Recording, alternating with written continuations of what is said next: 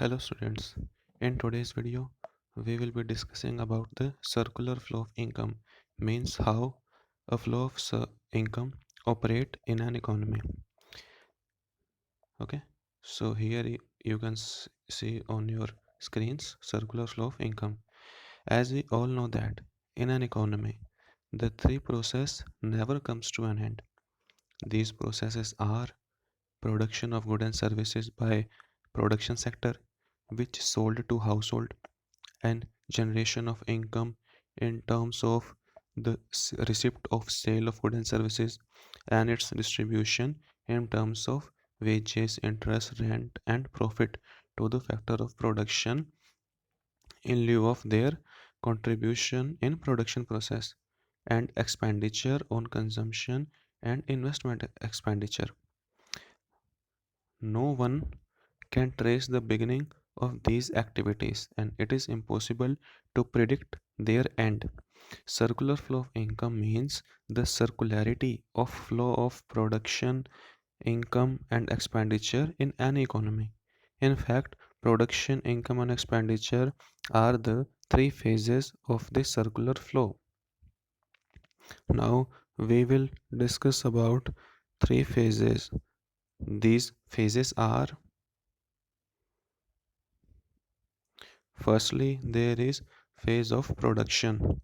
In this phase, the goods are produced and then sold to the other sector in lieu of their sale receipt. As we know, human wants never end, so this process of production also never ends. Okay. Secondly, there is phase of income. What is the phase of income? After rendering the service in process of production, all the factors of production got their return in the phase of income, in the return of their contribution in process of production. So we know that process of production never ends. So in the same way, the flow of income never ends. Now comes the phase of distribution or expenditure. When one person get income, then he will go to the market and make purchases of goods and services. If he belongs to household sector and if he belongs to producer sector, then he will purchase for further investment. Now, when there is demand in an economy of goods and services, then there will be equivalent production to fulfill that demand. In this way, the circular flow never stops. So, this is the concept of circular flow of income. Here you can also see on your screen that this is the circular flow in a two-sector economy. Okay, one side you can see that there is a production firms and there is household. So producers firm sell goods and services to the household, and when household purchases them, then it become the income of producers and firms. And also the household provide raw material and factors of production like labor, raw material, and in return of that factors, producing firms pay them their remuneration for rendering their services in the process of production. In this way, the circular flow of income completes. Again, there are some assumptions of this model. Firstly, only two sectors, namely household and producing sector, not only any other sector in this model. These are the assumptions on which we have studied our circular flow of income model.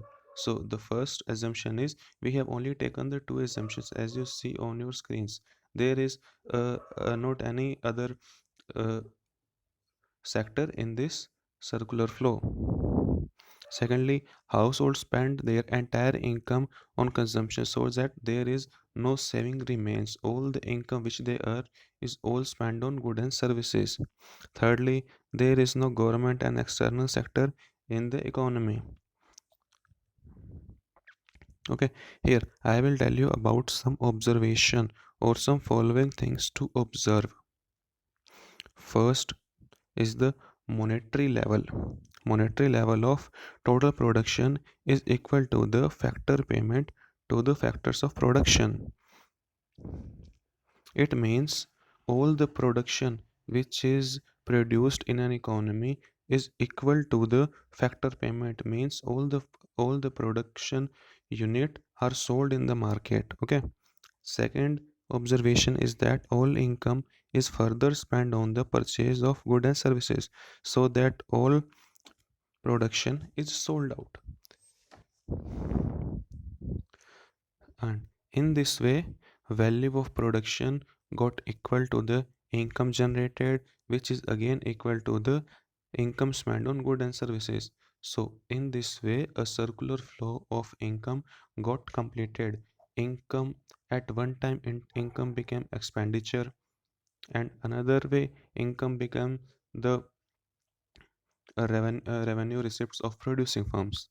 Now, we can conclude our theory and concept of circular flow by saying that money flow is the monetary expression of real flow, because real flow means production of goods and services whose monetary value is money flow, and this flow never ends. And lastly, here we read the significance of this circular flow of income.